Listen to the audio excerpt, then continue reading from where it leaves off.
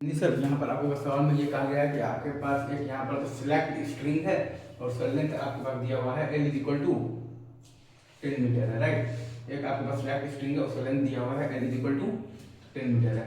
एक एंड पर मास m1 है, उसका मास है 1 kg, और एक एंड पर आपके पास मास m2 है और उसका मास है आपके पास 2 kg, और ये लेंथ दिया हुआ है आपके पास 5√3।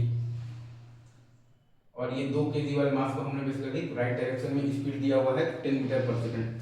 ये 2 kg वाले मास को हमने बेसिकली राइट डायरेक्शन में स्पीड दिया हुआ है 10 मीटर पर सेकंड, और ये पूरा आपका सिस्टम रखा हुआ है स्मूथ हॉरिजॉन्टल सरफेस पर। ठीक है सर, तो ये 2 kg वाला मास बेसिकली 10 मीटर पर सेकंड से चलते चलते जब ये 5 मीटर डिस्टेंस ट्रैवल करेगा, मतलब कि ये लेंथ आपके पास हो जाएगा 10 मीटर, तो वो इंस्टेंट पर आपका स्ट्रिंग हो जाएगा टॉट हो जाएगा। तो वो इंस्टेंट पर आपका स्ट्रिंग हो जाएगा टॉट हो जाएगा, right sir, is it true? तो जस्ट बिफोर टॉट अगर आप देखिएगा तो m2 का स्पीड अगर आप देखिएगा तो कॉमन टेंजेंट के अलोंग है 5√3 और कॉमन नॉर्मल के अलोंग है 5। जस्ट बिफोर टॉट अगर आप देखिएगा तो m2 का स्पीड आपके पास कॉमन टेंजेंट के अलोंग है 5√3 और कॉमन नॉर्मल के अलोंग है 5 मीटर पर सेकंड। अगर आप जस्ट बिफोर टॉट अगर आप देखिएगा तो m2 का स्पीड कॉमन टेंजेंट के अलोंग है आपके पास 5√3 और कॉमन नॉर्मल के अलोंग है आपके पास 5 मीटर पर सेकंड। इजी।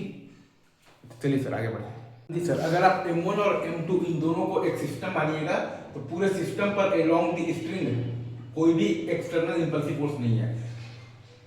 अगर आप m1 और m2 इन दोनों को एक सिस्टम मानिएगा तो पूरे सिस्टम पर अलोंग द स्ट्रिंग कोई भी एक्सटर्नल इंपल्सिव फोर्स नहीं है।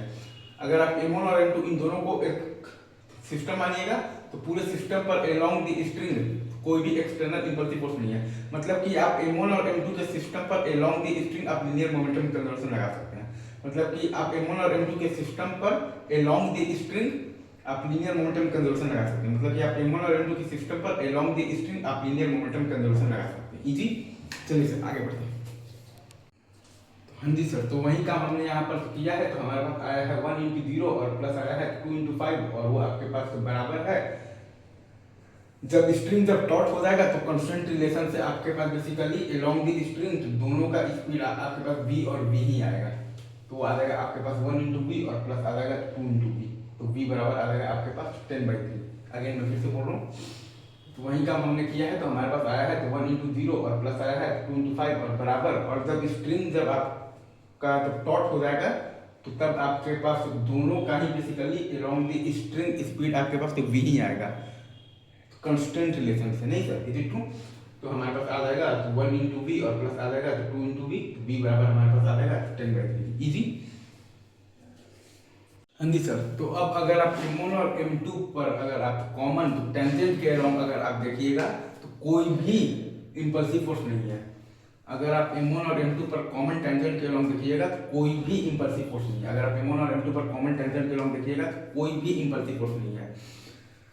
मतलब कि m1 और m2 का कॉमन टेंजेंट के अलोंग लीनियर मोमेंटम कंजर्व रहेगा। मतलब कि m1 और m2 का कॉमन टेंजेंट के अलोंग लीनियर मोमेंटम कंजर्व रहेगा। मतलब कि m1 और m2 का कॉमन टेंजेंट के अलोंग लीनियर मोमेंटम कंजर्व रहेगा।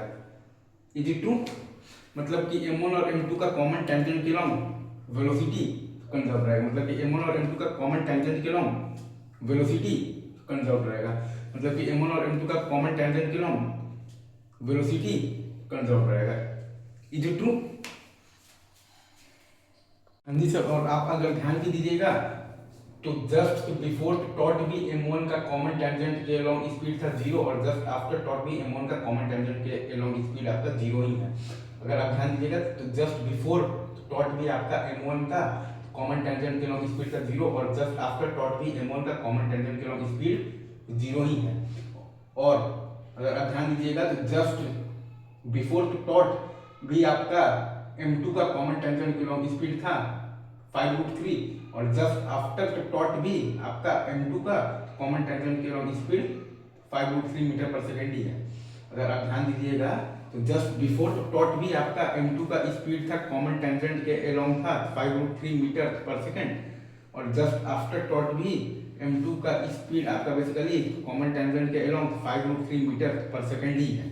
अगर आप m2 पर ध्यान दीजिएगा तो जस्ट बिफोर टॉट भी स्पीड उसका कॉमन टेंजेंट के अलोंग था 5√3 मीटर पर सेकेंड, और जस्ट आफ्टर टॉर्क भी m2 का स्पीड कॉमन टेंजेंट के अलॉन्ग 5 to 3 मीटर पर सेकेंड ही है। मतलब कि कॉमन टेंजेंट के अलॉन्ग m1 और m2 का तो वेलोसिटी कंजर्व है। मतलब कि कॉमन टेंजेंट के अलॉन्ग m1 और m2 का तो वेलोसिटी अनचेंज्ड है। इजी। हाँ जी सर, अगर आपसे कोई बोल दे कि टेंशन फोर्स का इम्पल्स बताइए तो वो आ जाएगा आपके पास J is equal to integral of the t d t. और अगर आप m2 पर ध्यान दीजिएगा तो आपके पास आ जाएगा J is equal to integral of the t d t, और वो बराबर आ जाएगा आपके पास, तो क्या आ जाएगा 10 और माइनस आ जाएगा 20/3, सॉल्व करेंगे आ जाएगा आपके पास 10/3। अगर आपसे कोई बोल दे कि impulse of the tension force बताइए तो J is equal to integral of the t d t बराबर आ जाएगा आपके पास m2 पर ध्यान दीजिएगा 10 माइनस 20/3 आ जाएगा आपके पास 10/3। Impulse of the tension force बताइए तो J equal to integral of the t d t आएगा, और अगर आप m1 पर ध्यान दीजिएगा तो वो आपके पास डायरेक्टली आ जाएगा 10/3। अगर आपसे कोई बोल दे कि आप इम्पल्स ऑफ दी तो टेंशन फोर्स बताइए तो J equal to integral of the t d t आएगा, और अगर आप m1 पर ध्यान देंगे तो आपके पास डायरेक्टली आ जाएगा 10/3। ठीक है सर, इजी।